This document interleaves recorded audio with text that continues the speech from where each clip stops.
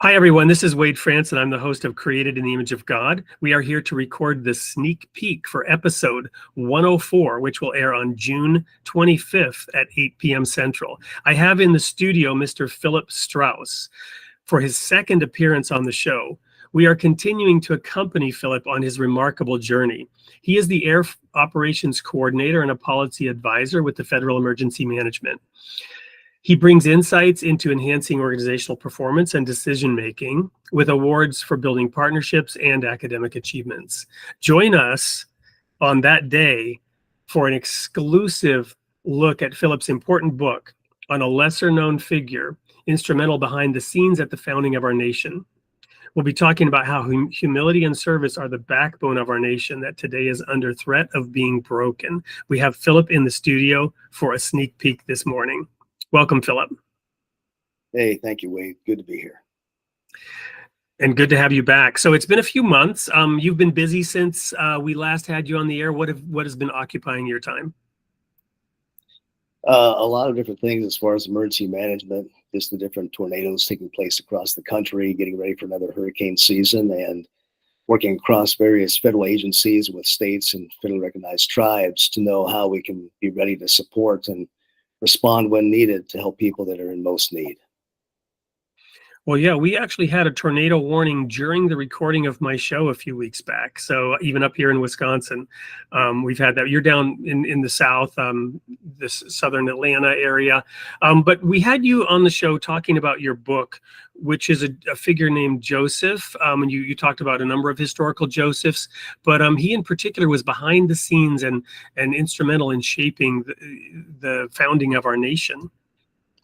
Right. And the biggest thing and why the book came about is looking at this anomaly of who this man was. And when you dig into it in colonial Boston, Massachusetts, back before the founding of our nation in the 1700s, he was the one that was with Samuel Adams, John Hancock, working behind the scenes, really, but doing a lot. And he's not known in American parlance or history books today. And that's what kind of puzzled me and piqued my curiosity. So that's where the book kind of got its foundation and took its form and looked at Josephs throughout the various centuries and how they have done things, but they're always forgotten. And it's something that's very interesting when you put all the pieces together.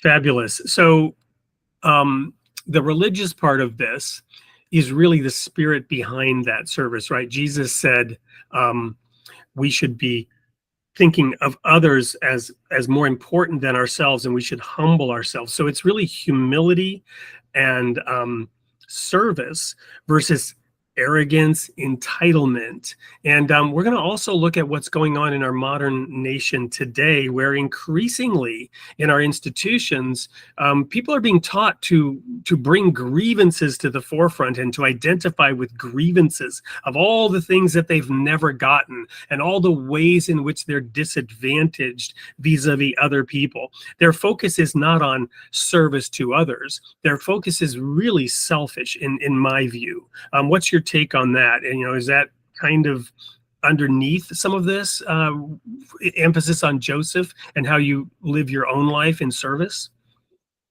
Yeah, I'd say the big thing is the servant leadership.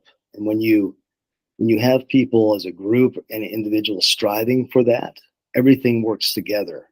But when you do have that base human selfish focus, well, then nobody's going to be happy. You're always going to be grappling for more, and there's going to be no satisfaction there.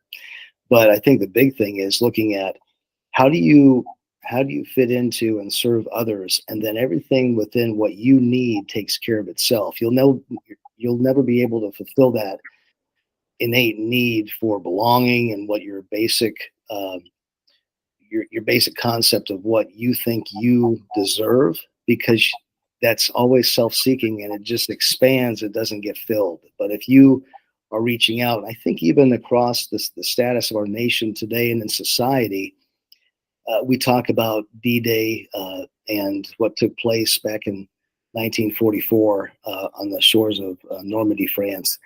You look at them and we call them the greatest generation. Well, I think each generation has great aspects and possibility. It's the matter of stepping up to the challenge and focusing on the challenge versus then looking inwardly. And I think that's the big thing, that where Joseph Warren was inspiration back in his generation in the 1770s. And I think there are a lot of Joseph Warrens out there in America and across the globe in 2024 and 2025 as we go to the 250th anniversary of Bunker Hill.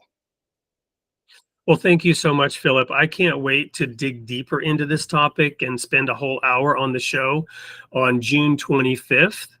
Tuesday night, 8 p.m. Central. Our audience is not gonna want to miss this episode. Thank you for being in the studio today and recording this sneak peek, everyone. We'll see you June 25th for episode 104 of Created in the Image of God.